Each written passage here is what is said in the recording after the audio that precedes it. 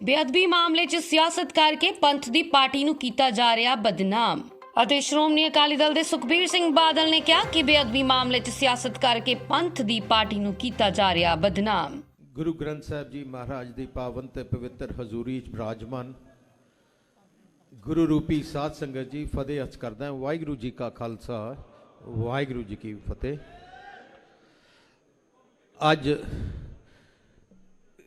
ਸਿੰਘ ਸਾਹਿਬ ਜਥੇਦਾਰ ਸ਼੍ਰੀ ਅਕਾਲ ਤਖਤ ਸਾਹਿਬ ਜੀ ਦੀ ਅਗਵਾਈ ਹੇਠ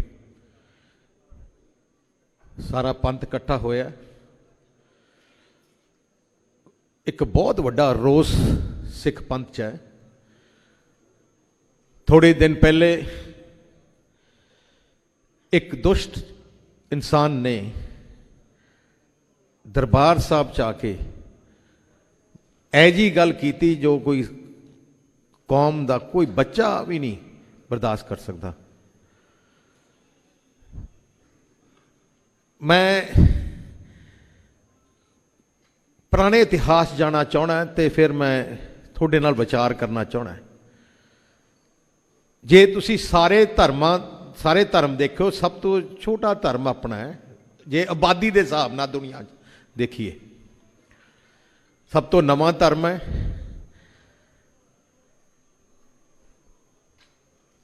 ਪਰ ਸਭ ਤੋਂ ਮਿਹਨਤੀ ਧਰਮ ਹੈ। ਗੁਰੂ ਸਾਹਿਬ ਨੇ ਆਪਾਂ ਨੂੰ ਮੀਰੀ ਪੀਰੀ ਦਾ ਸਿਧਾਂਤ ਦੱਸਿਆ ਹੈ। ਮਤਲਬ ਕਿ ਕੋਈ ਵੀ ਧਰਮ ਤਾਂ ਵਧੇਗਾ ਜੇ ਉਹਦੇ ਕੋਲ ਸਿਆਸੀ ਤਾਕਤ ਹੋਏ। 100 ਸਾਲ ਪਹਿਲੇ ਹਾਲਾਤ ਕੀ ਸੀ ਪੂਰੇ ਦੇਸ਼ ਵਿੱਚ? ਆਪਣੇ ਗੁਰੂ ਘਰਾਂ ਦੇ ਵਿੱਚ ਮਹੰਤਾਂ ਦਾ ਕਬਜ਼ਾ ਸੀ। ਇਹ ਜਿਹੇ ਕੰਮ, ਇਹ ਜਿਹੀਆਂ ਬੇਅਦਬੀਆਂ ਕਰਦੇ ਸੀ, ਕੋਈ ਬਰਦਾਸ਼ਤ ਨਹੀਂ ਕਰ ਸਕਦਾ। ਆਪਣੇ ਬਜ਼ੁਰਗਾਂ ਨੇ, ਜਥੇਦਾਰਾਂ ਨੇ, ਲੀਡਰਸ਼ਿਪ ਨੇ ਉਦੋਂ ਇਕੱਠੇ ਹੋ ਕੇ ਗੁਰੂ ਘਰਾਂ ਦੀ ਸੇਵਾ ਸੰਭਾਲ ਲਈ ਕਮੇਟੀ ਰਾਹੀਂ, ਜਿਸ ਦਾ ਗਠਨ ਕੀਤਾ ਗਿਆ ਸ਼੍ਰੋਮਣੀ ਗੁਰਦੁਆਰਾ ਪ੍ਰਬੰਧਕ ਕਮੇਟੀ, ਉਹਦੇ ਇਮੀਡੀਏਟਲੀ ਬਾਅਦ ਉਹਨਾਂ ਨੇ ਸ਼੍ਰੋਮਣੀ ਅਕਾਲੀ ਦਲ ਬਣਾਇਆ। ਸੋ ਸ਼੍ਰੋਮਣੀ ਅਕਾਲੀ ਦਲ 100 ਸਾਲ ਪੁਰਾਣਾ ਆਪਣੇ ਬਜ਼ੁਰਗਾਂ ਨੇ ਬਣਾਇਆ।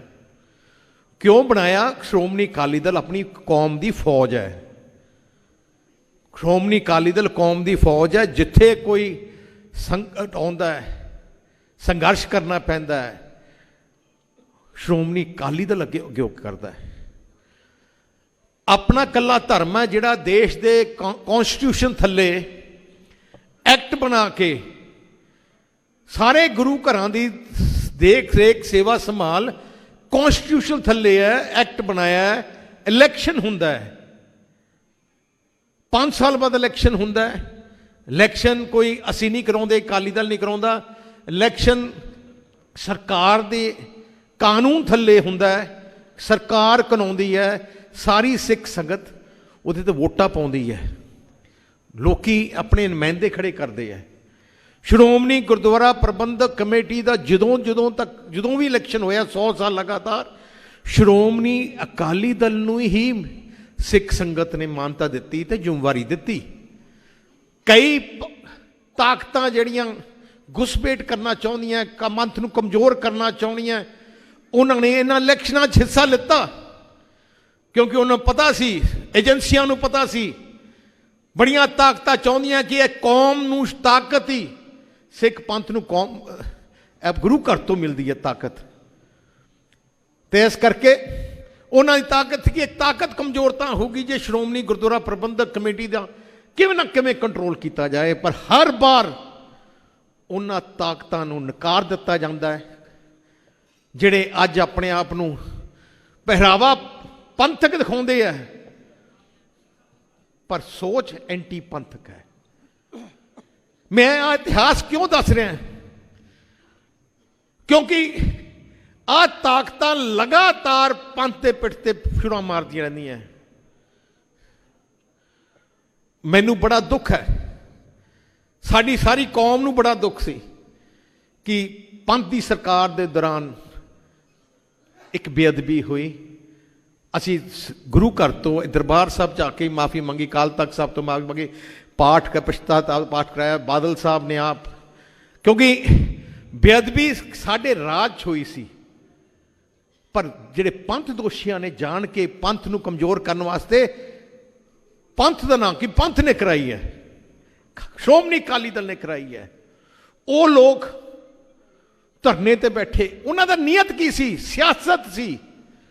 ਗੁਰੂ ਦੇ ਦੋਸ਼ੀਆਂ ਨੂੰ ਫੜਨਾ ਨਹੀਂ ਸੀ। ਉਹਨਾਂ ਦਾ ਨਿਸ਼ਾਨਾ ਸੀ ਕਿ ਸਿਆਸਤ ਕਰਕੇ ਪੰਥ ਦੀ ਜਥੇਬੰਦੀ ਨੂੰ ਕਮਜ਼ੋਰ ਕੀਤਾ ਜਾਏ। ਮੈਨੂੰ ਯਾਦ ਹੈ ਜਦੋਂ ਅਸੀਂ ਜਾਂਚ ਸ਼ੁਰੂ ਕੀਤੀ, ਉਦੋਂ ਇੱਕ ਹਫ਼ਤੇ ਦੇ ਅੰਦਰ ਅੰਦਰ ਹੀ ਸਾਰੀਆਂ ਜਥੇਬੰਦੀਆਂ ਜਿਹੜੀਆਂ ਤੁਸੀਂ ਜਾਣਦੇ ਹੋ, ਉਹਨਾਂ ਨੇ ਕਿਹਾ ਨਹੀਂ ਥੋਥੋਂ ਨਹੀਂ ਕਰਾਉਣੀ, CBI ਨੂੰ ਦਿਓ। ਸਾਡੇ ਹੱਥੋਂ ਅਸੀਂ ਕਿਹਾ ਅਸੀਂ ਕੰਟਰੋਵਰਸੀ 'ਚ ਨਹੀਂ ਪੈਣਾ ਚਾਹੁੰਦੇ, ਅਸੀਂ ਚਲੋ CBI ਨੂੰ ਦੇ ਦਿੰਦੇ।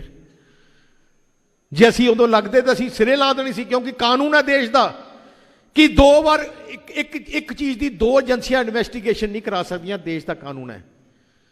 ਪਰ ਉਹਨਾਂ ਦਾ ਨਿਸ਼ਾਨਾ ਕੋਈ ਦੋਸ਼ੀ ਫੜਨਾ ਨਹੀਂ ਸੀ। 4.5 ਸਾਲ ਹੋ ਗਏ, 5 ਸਾਲ ਹੋ ਗਏ ਹੁਣ ਕਾਂਗਰਸ ਦੇ ਰਾਜ ਤੇ। ਉਹ ਏਜੰਸੀਆਂ, ਉਹ ਜਿਹੜੇ ਜਥੇਬੰਦੀਆਂ ਜਿਹੜੇ ਉਦੋਂ ਪਹਿਰਾਵਾ ਆਪਣਾ ਤੇ ਪਰ ਕੰਮ ਦੋਸ਼ੀਆਂ ਦੇ ਕਰਦੇ ਐ, 5 ਸਾਲ ਹੋ ਗਏ, ਇੱਕ ਦੋਸ਼ੀ ਨਹੀਂ ਫੜਿਆ ਗਿਆ, ਇਨਸਾਫ ਨਹੀਂ ਮਿਲਿਆ।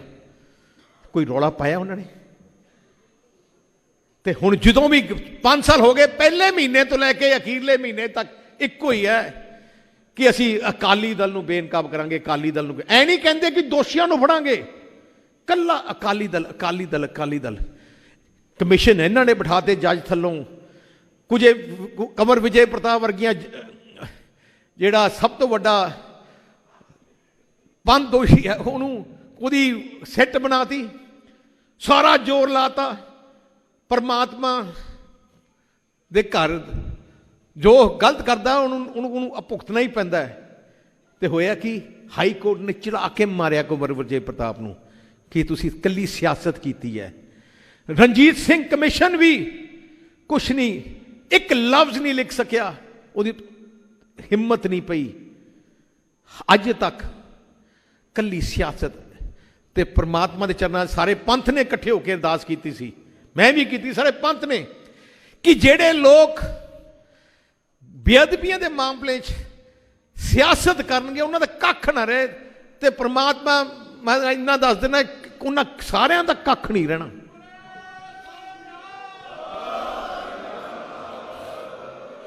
ਹੁਣ ਕਾਂਗਰਸ ਪਾਰਟੀ ਗੱਲ ਕਰਦੀ ਹੈ ਬੇਅਦਬੀਆਂ ਦੀ, ਕਾਂਗਰਸ ਕਾਹਦੀ? ਹੁਣ ਤੁਸੀਂ ਆਹ ਦੇਖ ਲਓ, 13 ਸਤੰਬਰ ਨੂੰ ਆਨੰਦਪੁਰ ਸਾਹਿਬ ਬੇਅਦਬੀ ਹੁੰਦੀ ਹੈ।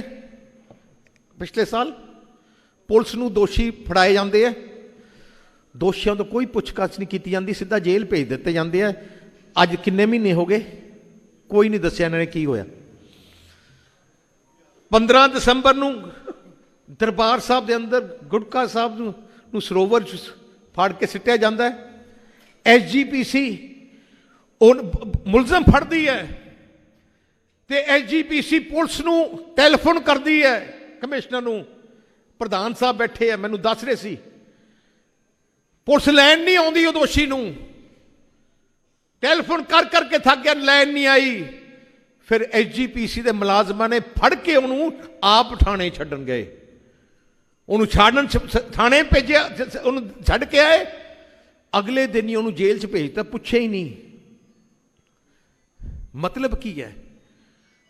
ਉਹਦੇ ਬਾਅਦ ਦਰਬਾਰ ਸਾਹਿਬ ਦੇ ਅੰਦਰ ਇਹ ਜੀ ਹਰਕਤ ਹੁੰਦੀ ਹੈ, ਕੋਈ ਕੌਮ ਦਾ ਬੰਦਾ ਬਰਦਾਸ਼ਤ ਨਹੀਂ ਕਰ ਸਕਦਾ। ਜਦੋਂ ਉਹਦੀ ਬੋਡੀ ਨੂੰ ਦਿੱਤਾ ਜਾਂਦਾ ਸਰਕਾਰ ਨੂੰ,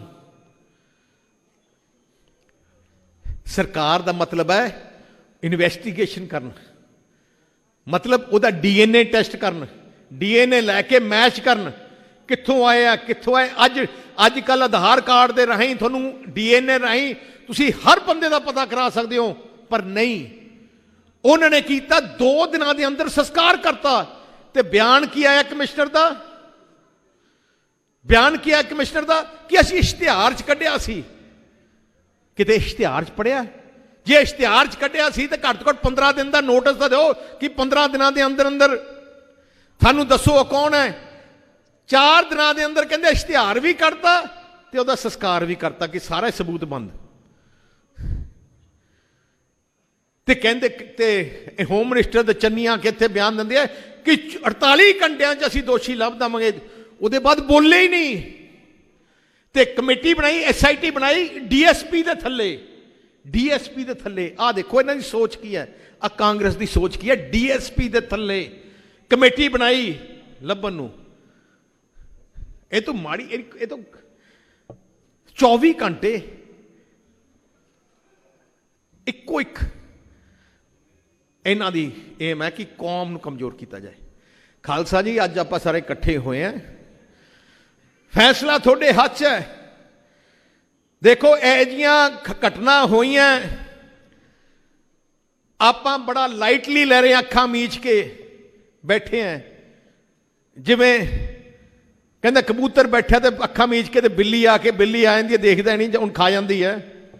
ਹੁਣ ਜਿਹੜਾ ਕੀ ਹੋ ਕੀ ਰਿਹਾ ਤੁਹਾਡੇ ਤੇ ਵਾਰ ਹੋ ਰਿਹਾ, ਤੁਹਾਡੇ ਤੇ ਹਮਲੇ ਹੋ ਰਹੇ ਆ, ਤੁਸੀਂ ਅੱਖਾਂ ਮੀਚ ਕੇ ਬੈਠੇ ਹੋ। ਮੈਂ ਤੁਹਾਨੂੰ ਇੱਕੋ ਇੱਕ ਐਗਜ਼ਾਮਪਲ ਦੇਣਾ ਚਾਹਣਾ ਹੈ। ਦੇਖੋ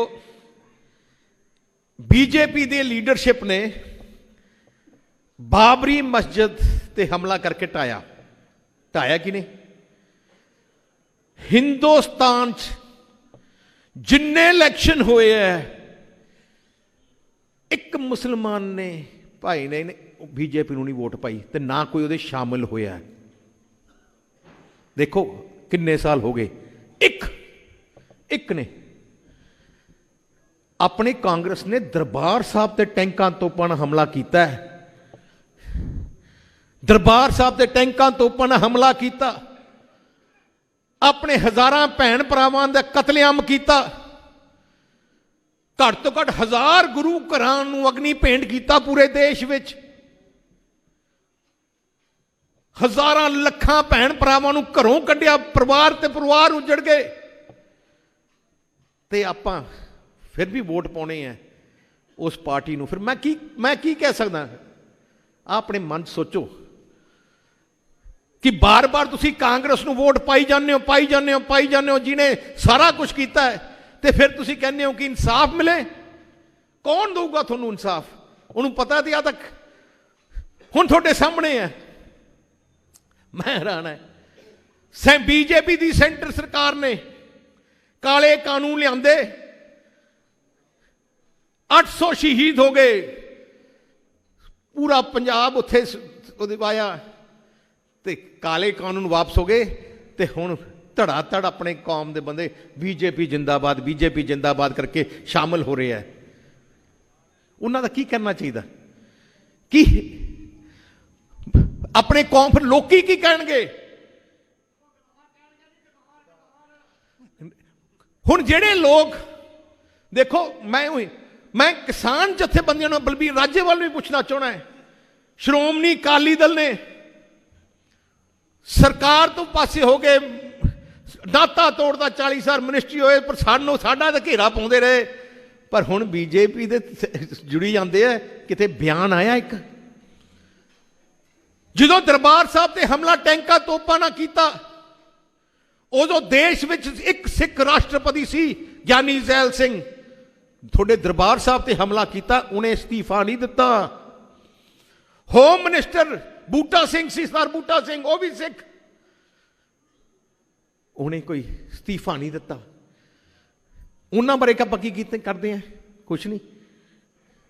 ਤੇ ਫਿਰ ਆਪਾਂ ਕਹਿੰਦੇ ਆ ਕੌਮ ਦੀ ਚੜ੍ਹਦੀ ਕਲਾ ਹੋਏ। ਜੇ ਕੌਮ ਦੀ ਚੜ੍ਹਦੀ ਕਲਾ ਕਰਾਉਣ ਵਾਲੀ ਤਾਂ ਕੌਮ ਹੈ।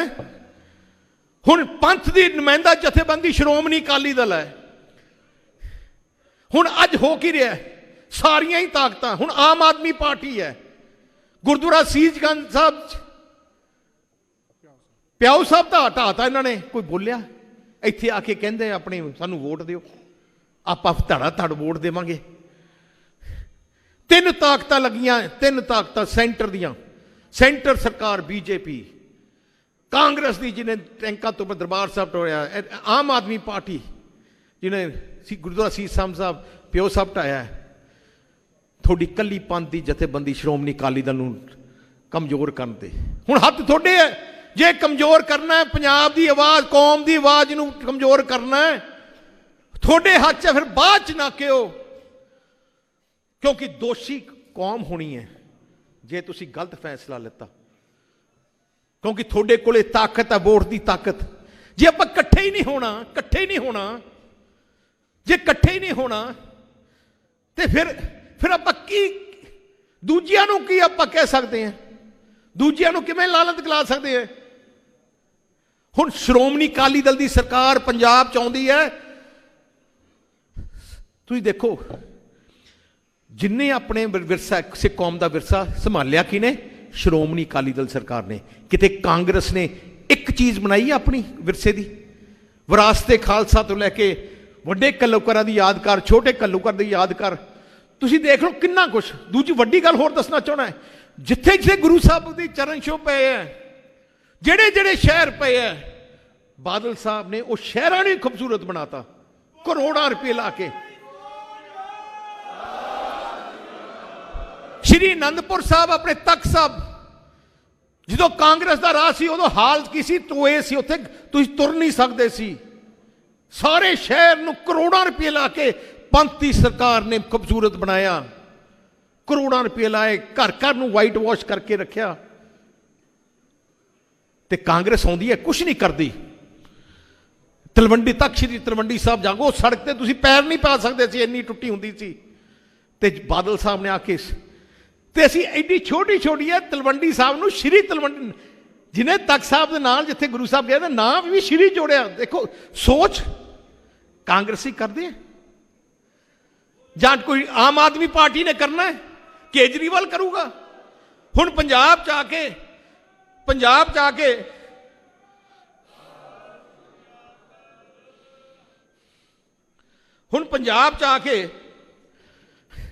ਹੁਣ ਜੇ ਆਪਣੇ ਘਰ 'ਚ ਕੋਈ ਹੋਰ ਕਿਸੇ ਨੂੰ ਤੁਸੀਂ ਬਾਗਡੋਰ ਦਵਾਉਣੀ ਹੈ, ਫਿਰ ਤੁਹਾਡੇ ਹੱਥ 'ਚ ਹੈ। ਜੇ ਤੁਸੀਂ ਹੋਰ ਕਿਸੇ ਨੂੰ ਦੇਣੀ ਹੈ, ਜੋ ਸੇਵਾ, ਜੋ ਦਿਲੋਂ ਸੇਵਾ ਕੌਮ ਦੀ, ਪੰਥ ਦੀ, ਸ਼੍ਰੋਮਣੀ ਅਕਾਲੀ ਦਲ, ਕਿਉਂਕਿ ਹੈ ਹੀ ਪੰਥ ਦੀ ਜਥੇਬੰਦੀ, ਜਿਹੜੀ ਸੋਚ ਹੈ, ਸਭ ਤੋਂ ਵੱਡੀ ਸੋਚ ਸਿੱਖ ਪੰਥ ਦੀ ਸੈਕੂਲਰਿਜ਼ਮ ਹੈ। ਸੈਕੂਲਰਿਜ਼ਮ ਹੈ। ਸਾਰੇ ਗੁਰੂ ਸਾਹਿਬ ਨੇ ਆਪਾਂ ਨੂੰ ਸਿਖਾਇਆ ਹੈ ਕਿ ਸਾਰੇ ਧਰਮਾਂ ਦਾ ਸਤਿਕਾਰ ਕਰਨਾ ਹੈ। ਸੈਕੂਲਰਿਜ਼ਮ ਹੈ, ਸਰਬੱਤ ਦੇ ਭਲੇ ਦੀ ਸੋਚ ਹੈ। ਸਰਦਾਰ ਪ੍ਰਕਾਸ਼ ਸਿੰਘ ਬਾਦਲ ਮੁੱਖ ਮੰਤਰੀ ਬਣੇ, ਸਾਰੇ ਧਰਮਾਂ ਦੇ ਪਵਿੱਤਰ ਸਥਾਨ ਉਹਨਾਂ ਨੇ ਆਪ ਬਣਾਏ, ਖਜ਼ਾਨੇ ਤੋਂ ਬਣਾਏ। ਘੱਟ ਤੋਂ ਘੱਟ 1000 ਕਰੋੜ ਲਾਇਆ ਹੋਣਾ ਸਾਰੇ ਧਰਮ ਸਥਾਨ ਨੂੰ ਬਣਾਉਣ, ਖੂਬਸੂਰਤ ਬਣਾਉਣ ਨੂੰ। ਇੱਕ ਇੱਟ ਨਹੀਂ ਲਾਈ, ਨਾ ਕਾਂਗਰਸ ਨੇ, ਨਾ ਕਿਸੇ ਨੇ, ਕਿਉਂਕਿ ਸੋਚ ਸਾਡੀ ਸੈਕੂਲਰ ਹੈ, ਅਮਨ ਸ਼ਾਂਤੀ ਦੀ, ਭਾਈਚਾਰਕ ਸਾਂਝ ਦੀ ਸੋਚ ਹੈ। ਪਰ ਜੇ ਮੈਂ ਆਪ ਹੀ ਹੁਣ ਸਾਰੀ ਸੰਗਤ ਨੂੰ ਕਹਿਣਾ ਚਾਹਣਾ, ਜਿਵੇਂ ਐਜੀਪੀਸੀ ਪ੍ਰਧਾਨ ਸਾਹਿਬ ਨੇ ਵੀ ਗੱਲ ਕੀਤੀ, ਜੇ ਤੁਸੀਂ ਨਹੀਂ ਇਕੱਠੇ ਹੋਵੋਗੇ, ਜੇ ਤੁਸੀਂ ਇੱਕ ਝੰਡੇ ਥੱਲੇ ਨਹੀਂ ਇਕੱਠੇ ਹੋਵੋਗੇ, ਜੇ ਤੁਸੀਂ ਨਹੀਂ ਪਛਾਣੋਗੇ ਕਿ ਆਪਣੇ ਕੌਣ ਹੈ ਤੇ ਪਰਾਏ ਕੌਣ ਹੈ, ਫਿਰ ਨੁਕਸਾਨ ਕੌਮ ਦਾ ਵੀ ਹੋਊਗਾ ਤੇ ਆਪਣੇ ਸਾਰਿਆਂ ਦਾ ਹੋਊਗਾ। ਹੁਣ ਅੱਜ ਆਪਾਂ ਬੇਅਦਬੀਆਂ ਕਿਉਂ ਹੋ ਰਹੀਆਂ? ਕਿਉਂਕਿ ਉਹਨਾਂ ਨੂੰ ਪਤਾ ਹੈ ਕਿ ਕੌਮ ਤਾਂ ਖੇਰੂ ਹੈ। ਆ ਜਿਹੜੇ ਉਦੋਂ ਮੰਡ ਸਾਹਿਬ ਸੀ, ਜਿਹੜੇ ਬਣਾਏ ਗਏ ਸੀ ਜਥੇਦਾਰ ਅਕਾਲ ਤਖਤ ਤੋਂ, ਆਪਣੇ ਜਥੇਦਾਰ ਬਣਾਏ ਗਏ ਮੰਡ ਸਾਹਿਬ, ਇੱਥੇ ਬੇਅਦਬੀ ਹੋਈ, ਕੋਈ ਬੋਲੇ? ਉਹ ਦਾਦੂਵਾਲ ਸਾਹਿਬ ਦੀ ਮੈਂ ਕੱਲ ਫੋਟੋ ਦੇਖੀ, ਬੀਜੇਪੀ ਨਾਲ ਹੁਣ ਸਮਝੌਤਾ ਕਰਕੇ ਉੱਥੇ ਇਲੈਕਸ਼ਨ ਲੜ ਰਿਹਾ, ਉਹ ਨਾਲ ਸੀ ਢੀਂਡਸਾ ਸਾਹਿਬ ਦੇ ਨਾਲ ਕੱਲ, ਤੇ ਉੱਥੇ ਕਾਂਜਲਾ ਵੀ ਗਿਆ।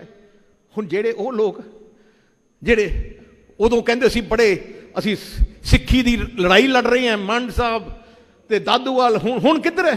ਕਿਤੇ ਬੋਲੇ ਇੰਨੀ?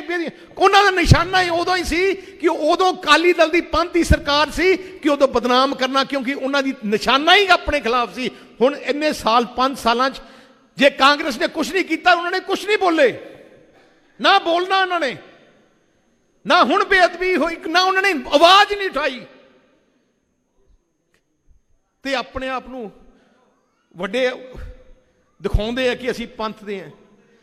ਇਸ ਕਰਕੇ ਅੱਜ ਸਾਰੀ ਪੰਥਕ ਸ਼ਖਸੀਅਤਾਂ, ਮਹਾਂਪੁਰਖ ਸਾਰੇ ਇੱਥੇ ਬੈਠੇ ਆ। ਸਿੰਘ ਸਾਹਿਬ ਜਥੇਦਾਰ ਅਕਾਲ ਤਖਤ ਸਾਹਿਬ ਦੀ ਬੈਠੇ ਆ, ਉਹਨਾਂ ਦੀ ਗਵਾਹੀ ਹੇਠ ਕੌਮ ਇਕੱਠੀ ਹੈ, ਸਾਰੀ ਸਾਡੀ ਸੁਪਰੀਮ ਅਥਾਰਟੀ ਹੈ। ਤੇ ਜੇ ਅੱਜ ਨਹੀਂ ਜਾਗਾਂਗੇ, ਫਿਰ ਮੈਂ ਤਾਂ ਪ੍ਰਮਾਤਮਾ ਦੇ ਚਰਨਾਂ 'ਚ ਅਰਦਾਸ ਬੇਨਤੀ ਕਰਦਾ ਹਾਂ ਕਿ ਆਪਣੀ ਕੌਮ ਨੂੰ ਹਿੰਮਤ ਦੇਣ, ਅਸੀਂ ਤਾਂ ਲੜਨਾ ਹੀ ਲੜਨਾ ਹੈ, ਭਾਵੇਂ ਸਿਰ ਵੱਢਿਆ ਜਾਏ, ਅਸੀਂ ਤਾਂ ਇਹਨਾਂ ਨਾਲ ਲੜਾਈਆਂ ਲੜਾਂਗੇ।